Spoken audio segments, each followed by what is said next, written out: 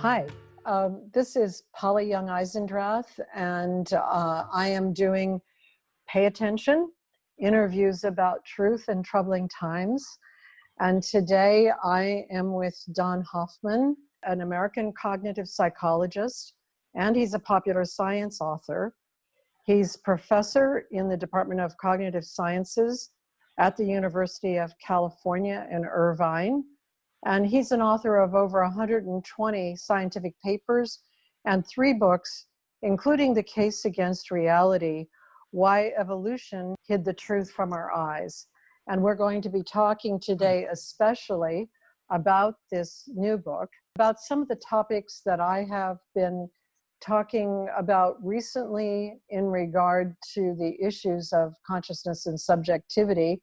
We'll get into those.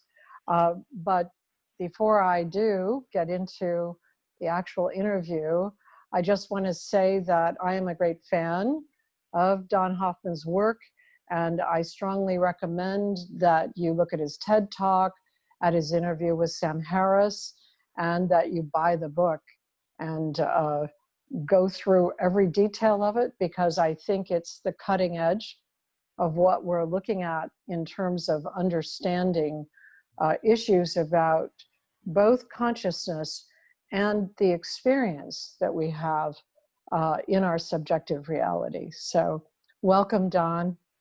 Thank you, Polly. Thank you for the kind introduction. So Don, what we're going to start out with, I wonder if you could describe what's called the hard problem of consciousness, and especially in regard to the physicalist search for a material basis for consciousness. And, take it to any level of complexity you want. We can go both up and down on the complexity side.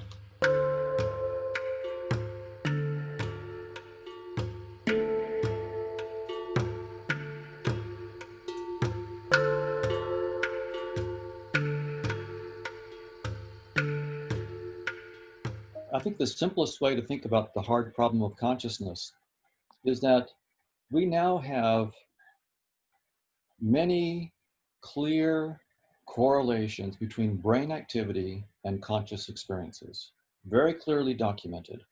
For example, activation in area V4, visual cortex, an area roughly about there in the brain, say in the left hemisphere, is correlated with your perception of color in the right visual field. So that if you have a stroke in V4 on the left hemisphere, you could lose all color perception in the right visual field. You'd still have color in the left visual field, but not in the right. You can also do that with a magnet. Take a magnet that inhibits, called transcranial magnetic stimulation, inhibit V4 on the left, you will temporarily lose color in the right visual field. So we have scores, perhaps hundreds, of clear correlations between brain activity and conscious experiences. And so as scientists, we would like to have a theory. And there are a number of kinds of theories that you could imagine. One is to say that brain activity causes the conscious experiences. And most of my colleagues in the neurosciences, cognitive neuroscience, subscribe to some form of that view, that brain activity either causes or is the conscious experiences that are associated with the neural activity. And the hard problem of consciousness for them is, despite all the data and decades, actually centuries, to work on this problem, we don't have a single theory, right, from a physicalist framework that can explain even one specific conscious experience, say the taste of vanilla. Why? So we can find the neural correlates in the brain of the taste of vanilla. Great. That's not a theory, that's just the data to be explained. And the theoretical problem is to explain why precisely that pattern of neural activity must cause or be the taste of vanilla, why it could not be the taste of chocolate or the smell of garlic or the sound of a trumpet, right? Again, no one is forcing my colleagues to take up that problem.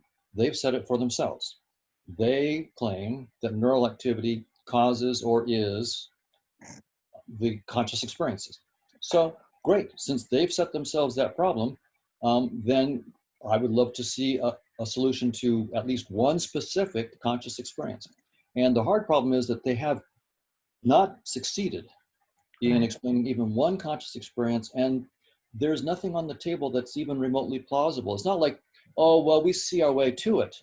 We don't see our way to it. Right. We see our way, the best that they can do is see our way to maybe something that correlates or partially maybe tries to quote unquote explain the level of consciousness, the amount of consciousness. But in terms of specific conscious experiences, there's nothing on the table. So that's one version of the hard problem. The hard problem in general is if you're trying to give a physicalist explanation of conscious experiences, we've utterly failed. And we can talk about specific attempts if you're interested. You know, there's Mm-hmm. integrated information theory and microtubule collapses and you know, global workspace. There's a number of theories that are out there, but they all utterly fail to explain even one specific conscious experience. And that's striking Mm-hmm. for, you know, 2020 and modern science to not have any idea how to explain even one specific conscious experience.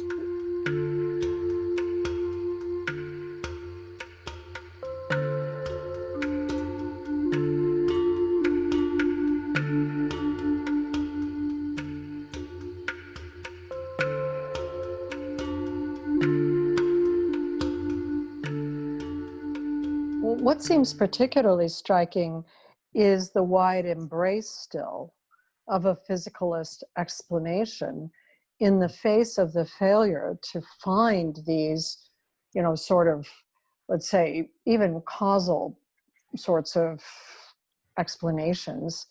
And even after searching for quite a while, I wonder if you have yourself any position on why it's almost a religious kind of assumption, it seems, in the sense that it's a belief. It's a strong belief that we're going to find consciousness in some kind of brain or neuronal activity. Or, I listened to Mark Solms talk about finding it in the affective part of the brain, more in the limbic system rather than in the cortex, and how there are some promising sorts of areas around cingulate gyrate. I can't really remember where, but where there'd be sort of like surprise, like, and then you're conscious.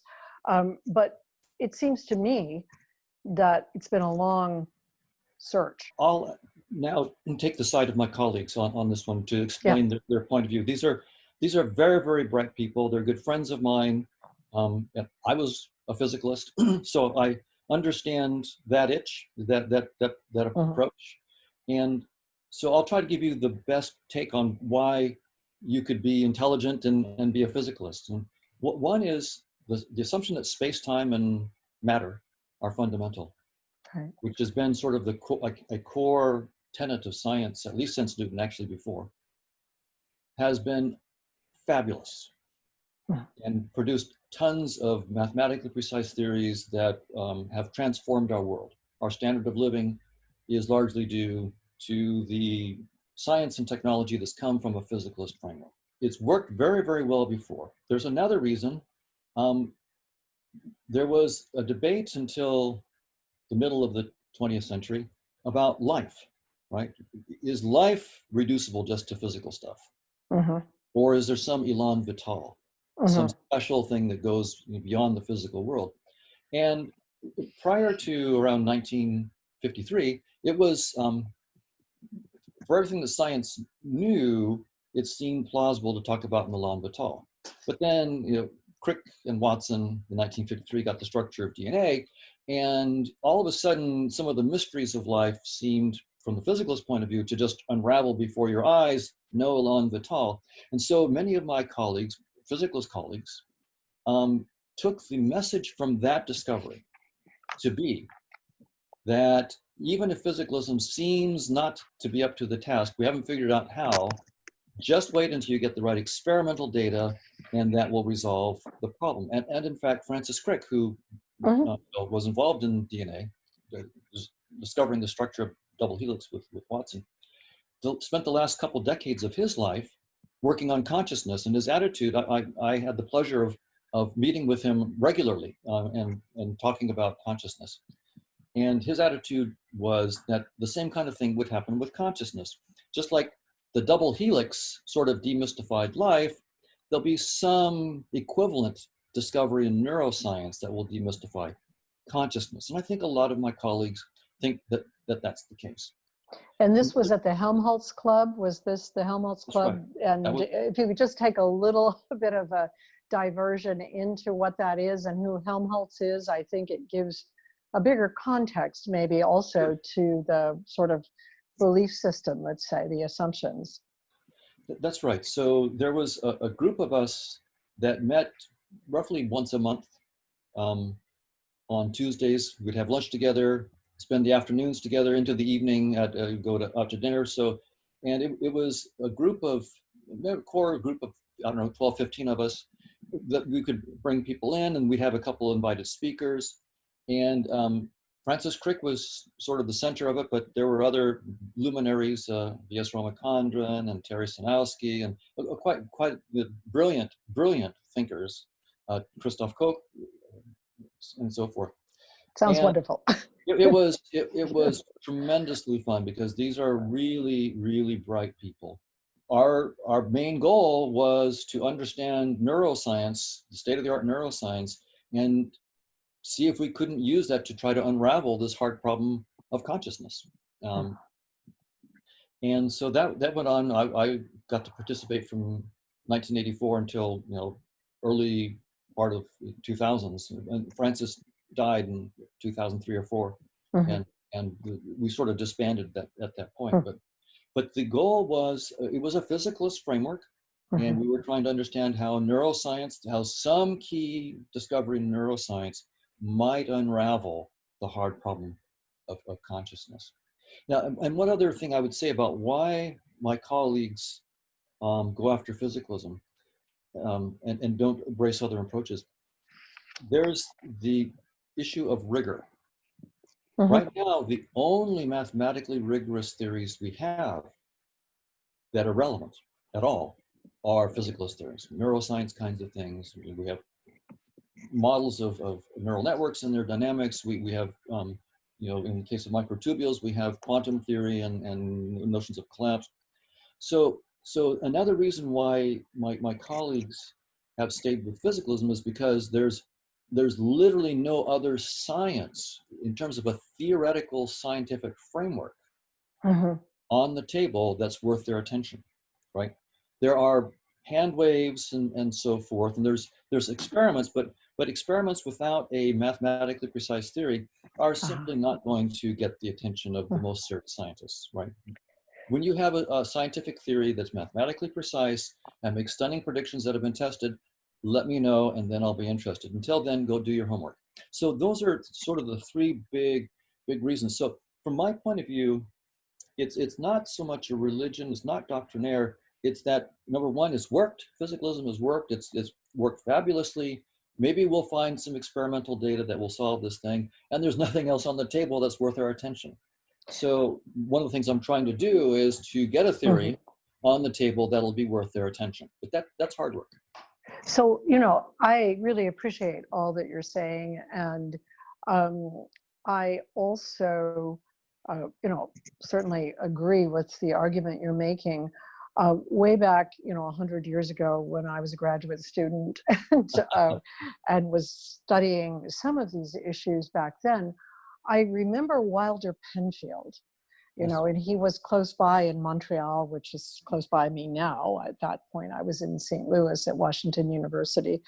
But what he said about agency sort of stayed with me for the neurosurgeries he did on stage, which were kind of remarkable. I don't know if we would have consent forms for those anymore, but where he would stimulate a part of the cortex and somebody would move their arm and he would say, "What happened?" And they would say, "You moved my arm." And he would never, ever get the agency coming from the individual whose arm had been moved. And that just stayed in my mind. It was one reason why he was dubious about finding consciousness actually, somewhere in the cortex, some kind of location or something. Now I realized it was kind of a crude experiment, and yet there was something about it that just sort of stuck with me. Yes, that kind of experiment and other experiments in which one can, by measuring brain activity in certain motor or premotor areas of the brain, you can predict in some cases, several seconds before a person can tell you what they're going to do. You can predict what they're going to do. So you have a nice little experimental situation where they have a simple choice to make. And they have to let you know when they became aware that they now had freely chosen to do A or B. Mm-hmm. And it turns out if you do the right EEG measurements in the right part of the brain, in most cases with high probability, you can predict seconds before they are consciously aware what they're going to choose. And so again, many of my colleagues have taken that as evidence that there's no such thing as free will or agency. There's only neural determinism, probabilistic, but nevertheless probabilistic determinism. Mm-hmm, mm-hmm. So this is a good point for me to say, so what changed your mind? A couple things.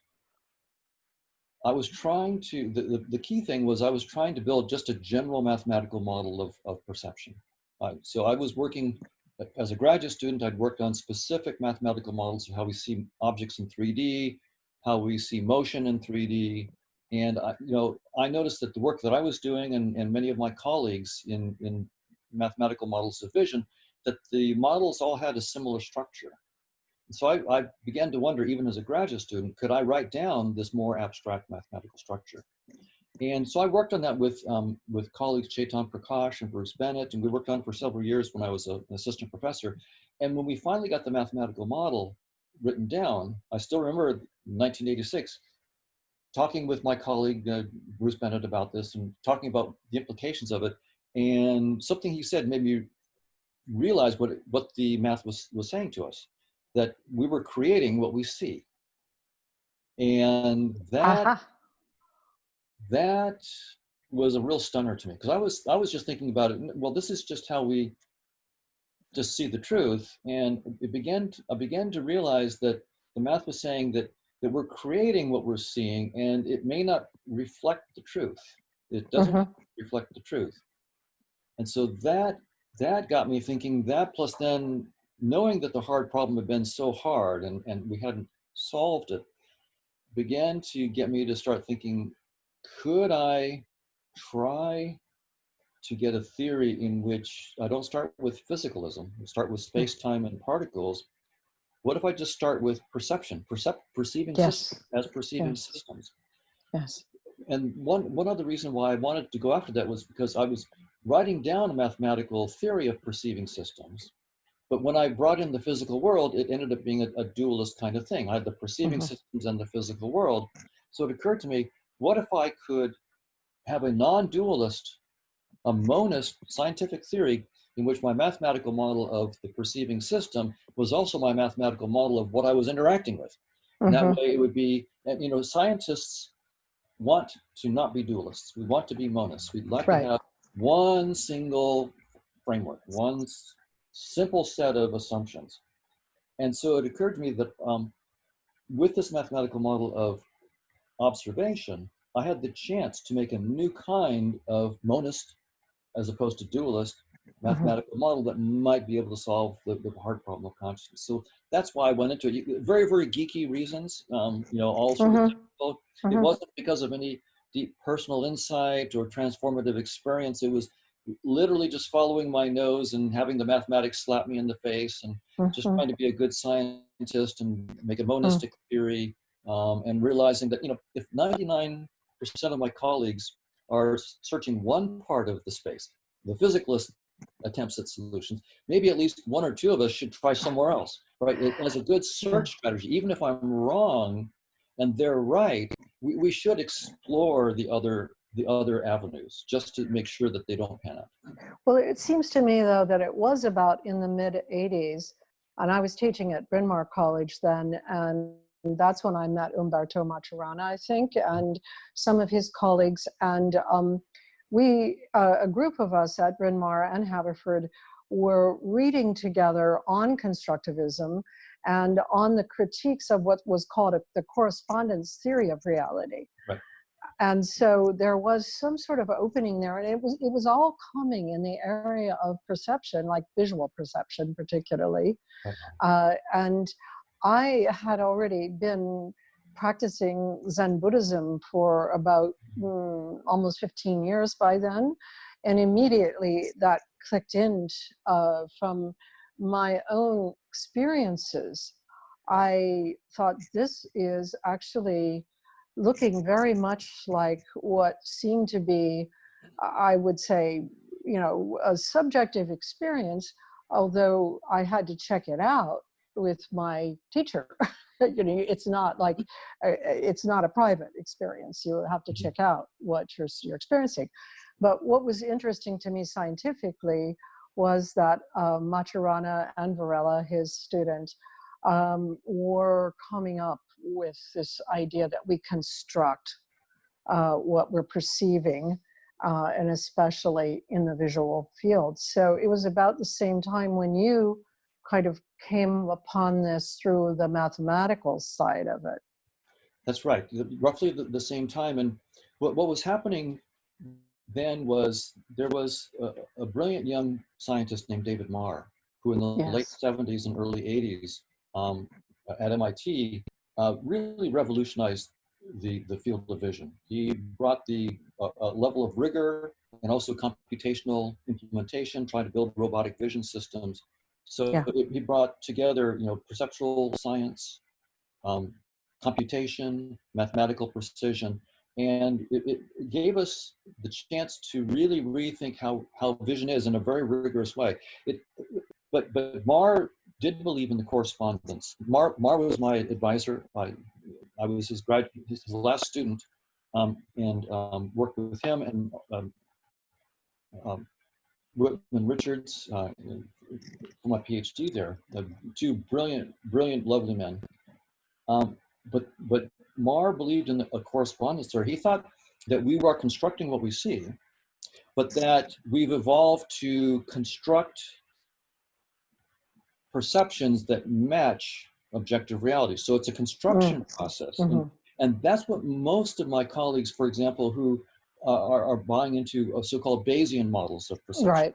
So it's an inferential process. It's a Bayesian inference, but we've been shaped, they claim, by natural selection, such that the inferences we make, the constructions that we see, like the shapes and colors of objects, the motions of objects, and so forth, in the normal case, accurately reflect true properties of an objective physical world.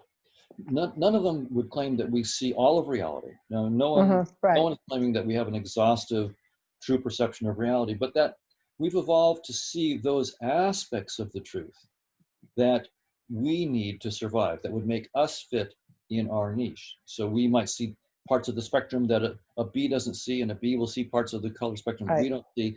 But and so no one sees everything, but the idea was that we see those parts that we need to survive in our niche, and we do see those parts truly. And so that there is like a there's a there, and it's somehow the perception is driven more by what's there than the perceiver. Is that correct? Would that be some approximation of what's there? It's both. It's interesting in this case, and it's different from the constructivism you're talking about with Varela. But with this kind of constructivism, said, it's driven by the world and its structure. It's driven by evolution, but evolution has made our internal construction processes in our brain, the neural processes, to match what comes out, to match certain parts of the reality. So it's a representationalist thing, and it's an evolutionary model. But it is also constructivist, not in the deeper sense that Varela has, but in the sense that we're shaped so that our constructions match a pre-existing world. And the fundamental idea there, and that this is true throughout most of scientific fields, is that space-time is fundamental. Space-time Right. and its contents, that's the fundamental reality, right? Right. Our story right now, our Genesis story is the Big Bang. Right. 13.8 billion years ago, what came into existence? Space-time and its contents, right? Fermions Mhm. and bosons and so forth. Mhm. That's the fundamental reality. And in that framework, then, that there is a pre-existing world and our Right. perceptions have to be matched to it.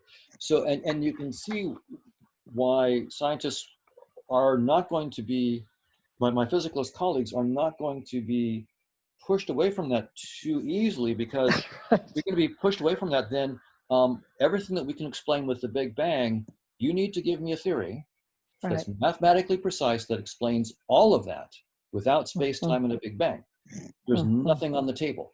So that's why my colleagues, I, I certainly understand why they are still physicalists and think space, time is fundamental.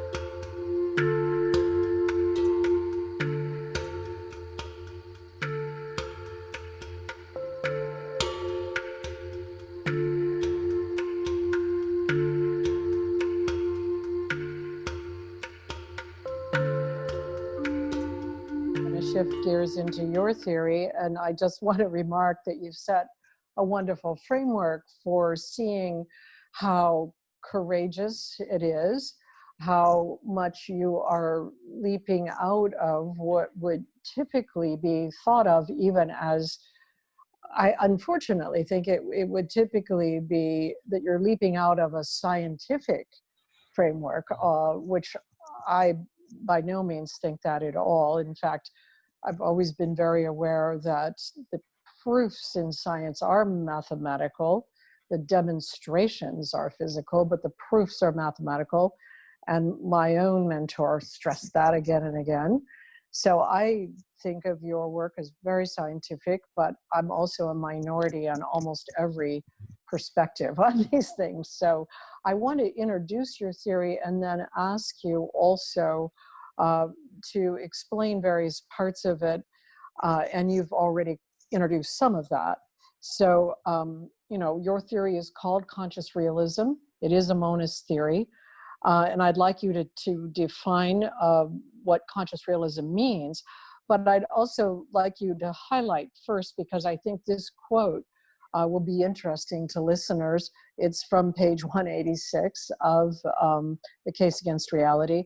And the quote is, conscious realism denies that physical objects exist when unperceived and denies that they are conscious when perceived.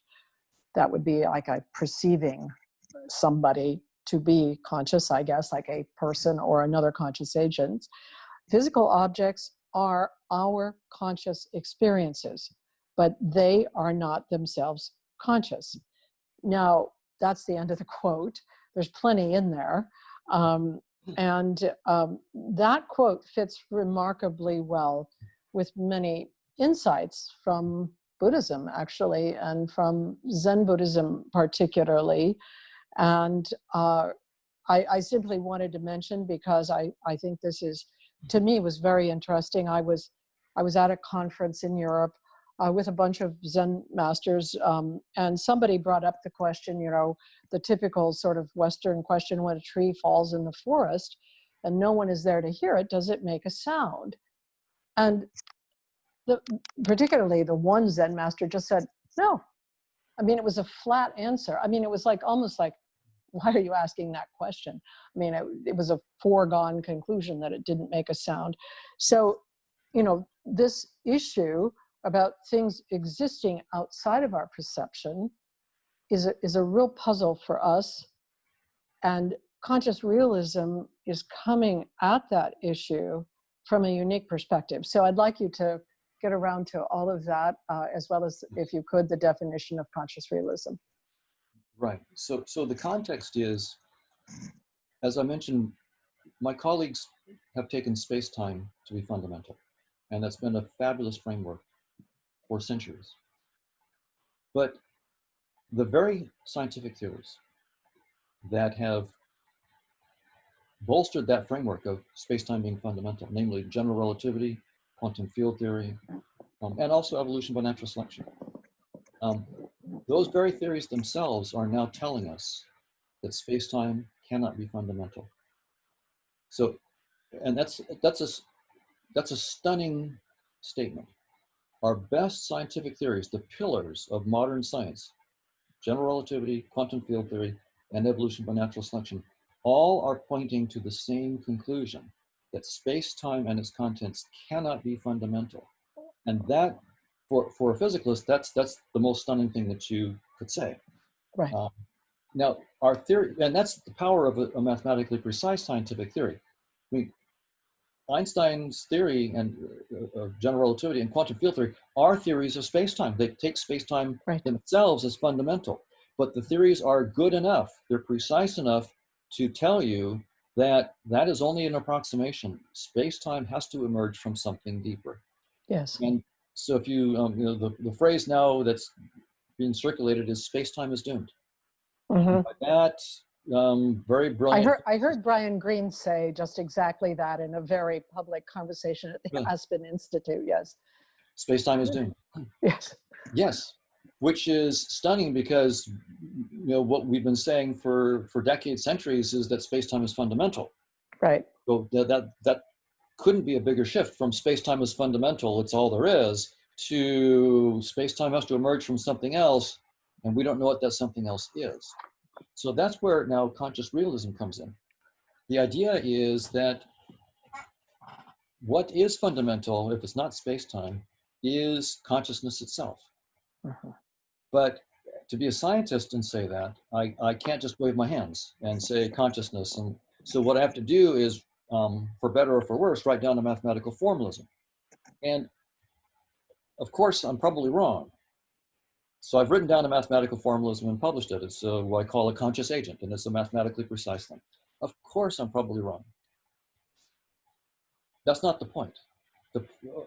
I think that every scientific theory that's ever been published so far is not the final answer. There's something incomplete or deeply wrong. And the best theories point to their own flaws. General relativity points to its own flaws. Quantum field theory and general relativity together say that space-time can't be fundamental, which they're assuming is. So our best theories also tell us that there's something deeply wrong with their very own assumptions. That's the power of a scientific theory. So my theory is probably wrong, but the point is to have a mathematically precise theory. Mm-hmm. So I've got a theory that I call a theory of conscious agents. Intuitively, a conscious agent has conscious experiences, like the smell of garlic, the taste of chocolate. It makes choices based on the experiences it has, and it takes actions that can affect the experiences of other conscious agents. I think the best analogy, just to get the feel for what I'm saying, is to think about the Twitterverse, a vast social network, right? You have a bunch of Twitter users, and there are people that you're following. So those are the users who will influence your perceptions, your experiences. And then you tweet and you have people that are following you. Those are the ones where your decisions and what you choose to tweet will affect their experiences. So think about it as I'm proposing that the fundamental nature of reality is not space-time and microphysical particles inside space-time. Rather, it's a vast social network like the Twitterverse. And just like in the Twitterverse, right, there are literally tens of millions of users, billions of tweets, and who knows how much stuff is trending.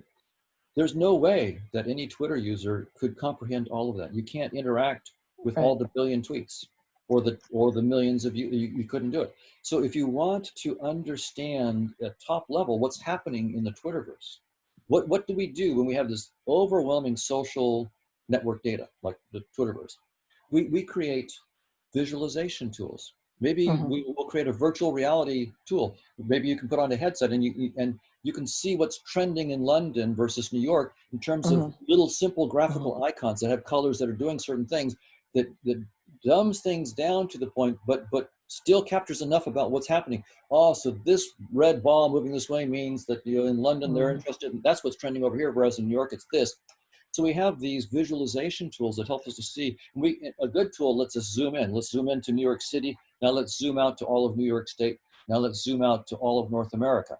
Right. So a good tool lets you zoom in and zoom out to see what's happening at different scales. So the big idea then is this. Conscious realism says the fundamental reality is a vast social network of interacting conscious agents.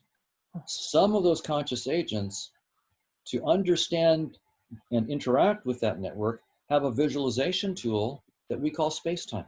Right. Spacetime is just our little VR headset. It's not the Mhm. final reality. It's just the way that we've smashed Mhm. this vast network of conscious agents, the social network, into a tool that's simple enough that we can interact with it and do what we need to do. So space-time is still important because it is Right. the format of our VR headset. It's our visualization tool.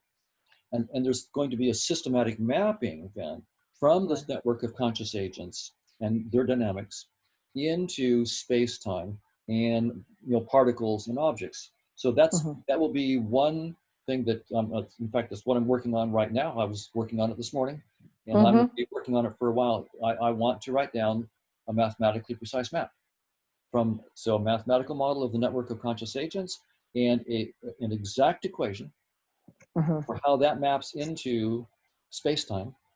Mhm. And the constraint on that will be that the map has to show how what we call, you know, fundamental particles like quarks and gluons and leptons and Mhm. so forth, Mhm. um, arise from that mapping. What aspect of the dynamics of conscious agents, what properties are being mapped as the structure of space-time and the particles and higher level objects that we see? Until I do that, there's absolutely no reason for my scientific colleagues to take this seriously. When I have that, and I can make a new prediction, then I will, you know, rightfully ask them to pay attention and see if they can falsify the proposal.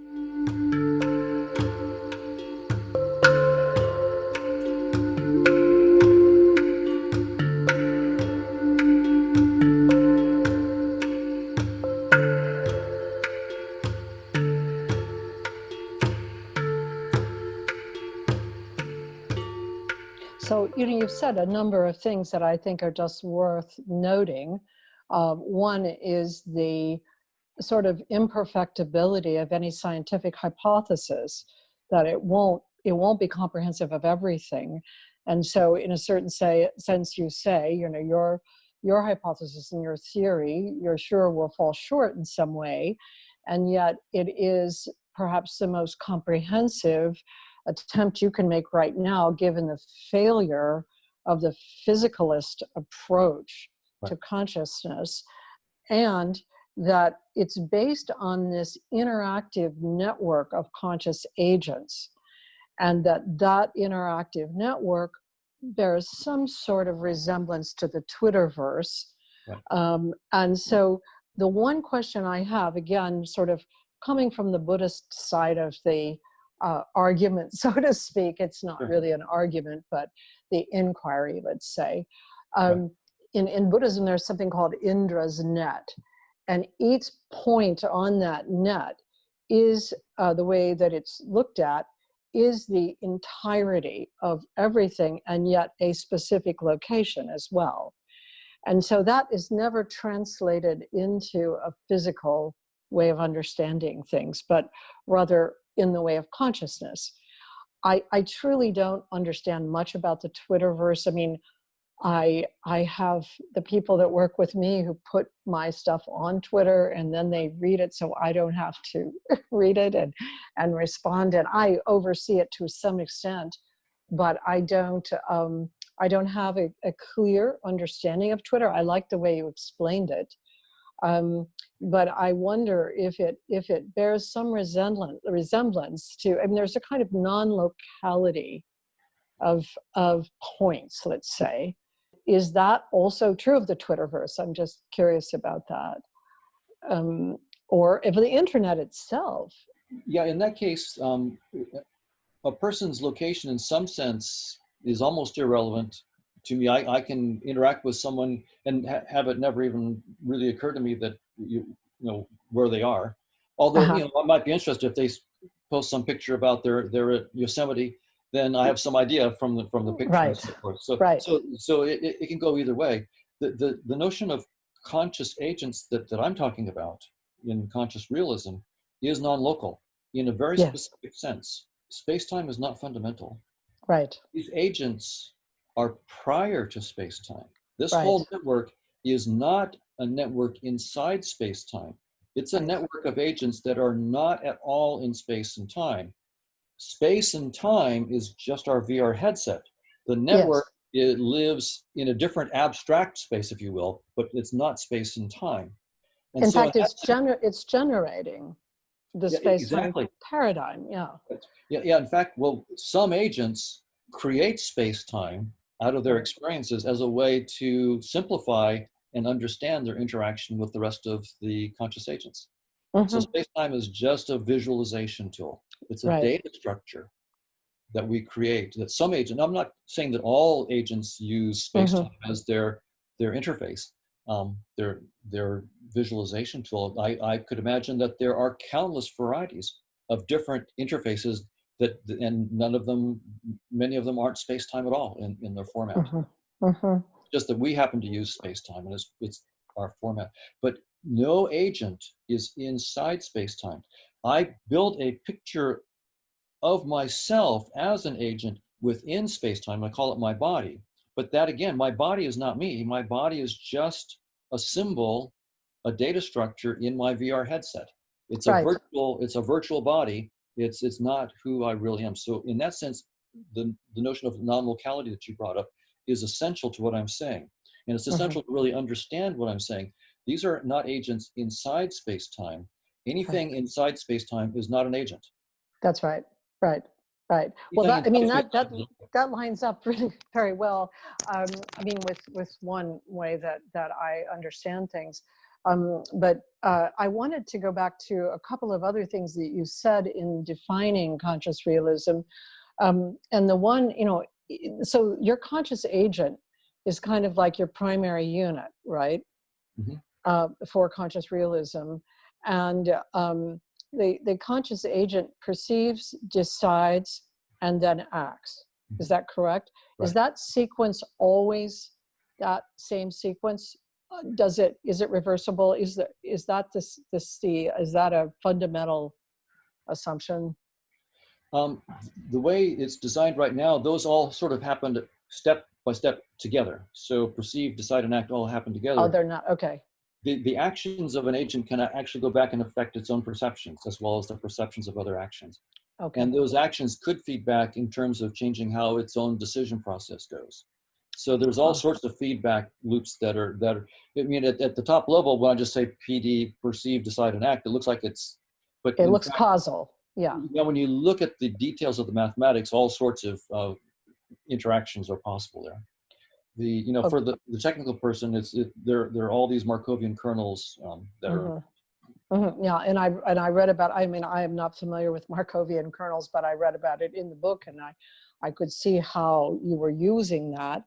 The thing I wanted to ask about, just in this regard, because sometimes when I hear conversations about consciousness, I get confused as to whether the speaker is speaking about sentience as though it is consciousness. And I would make the distinction, being a developmental psychologist, well, a psychologist at all, that you can be sentient but not be conscious. So, to me, human consciousness has a reflexive element. Like, I know I see, I know I hear. I'm not just seeing and hearing. I can be doing that completely automatically, completely unconsciously. But when I know I see, I'm conscious, I'm seeing. So I wonder how that might fit in, or how you would hold that distinction. Right. So, like the flavor of vanilla is often what, that sort of thing gets pointed out as consciousness or something connected. And actually, you can have the taste of vanilla unconsciously. You're not going to call it vanilla, but at the point that you have something that you say to yourself, that's vanilla, at that point it's reflexive. So I know I'm tasting something. So I wonder how sentience or consciousness, or if there's no distinction for your conscious agents. I just am wondering about that. Right. So that's a great question. In the basic definition of a conscious agent, the conscious experiences need not have any self-reflective aspect to them. So the experience of the taste of chocolate could be just a mere experience of the taste of chocolate without any self-reflective I or self that's conscious of itself having that. The mathematical formalism allows that. But the formalism also allows that conscious agents can work together to create a self. But the self itself would just be another structure in the interface. It's not a fundamental reality. Now, what is a fundamental reality in the formalism? And again, I mean, I'm just trying to spell out what the formalism says. If the formalism is wrong, then we need to change the formalism. But the way the formalism works right now is that it does seem to postulate an awareness without content. And then specific contents can appear, such as the taste of chocolate. They need not appear necessarily with the notion of an I or a self having the content, but then with more sophisticated interactions of conscious agents, you can build more sophisticated interfaces in which you have this notion of a self contemplating itself, having the experience of the taste of vanilla. So the formalism allows all of that. It allows awareness, pure awareness with no specific content at all, awareness of content, and then awareness with specific simple contents, but no I. And then also as many levels of reflexive I peering at itself, are in principle possible. So all of that's, when I talk about consciousness, I'm bringing all of that in. So you're moving from something like a perturbation almost at the first level to something that's maybe could become reflexive or not. And all of those are conscious agents. And so just along those lines then, I do want to get back to, there's not a spoon kind of thing, but along those lines that we were just talking, what does decide mean then? Well, what's interesting, the mathematics is just a probabilistic thing. So if I have these experiences, then there's this suite of possible actions I might take with these certain probabilities. That's what the formalism says. Okay. The way I interpret it is in terms of a limited but genuine free choice. That's the way I interpret it. So that there is a free choice. Yes. It even, by the way, even if there's not a self or a representation of a self, there's still choice. But what's interesting, there's an aspect of this I haven't brought up that now I do need to bring up, and that is that when agents interact, they create new agents. Yes. And so there's this combinatorial process. And so ultimately I believe the mathematics will show there's one agent, one massive agent, but it can be, there's sort of the ability, which is valuable to me as a scientist, to not have to deal with the entire agent, but I can look at it piece by piece with little agents and their interactions, or I can look at the whole thing. Now, each little agent has its own limited free choice. When they interact, they create a new higher level agent, which has its own contribution of limited free choice, which feeds back down and affects the free choices of the agents that are combining to create it. So that the notion of free choice that comes out of this is a very, very interesting dynamical systems notion. Free choice is a distributed property of all the agents and their interactions. So in some sense, you can say that the one big agent has the ultimate free choice, but as a scientist, I don't have to just postulate that as a miracle. I can actually have a dynamical system so I can analyze about how Mm-hmm. all these free choices propagate up and down this network of of agents in their combinations, and so forth. So that's what I mean by decide. So it gets away from determinism. Very much so.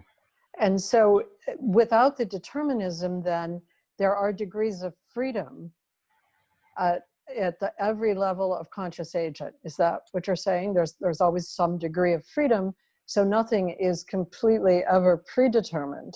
That's right. There's Within. genuine, every action is a brand new contribution to the Mm, whole, a mm-hmm, brand new act of creation.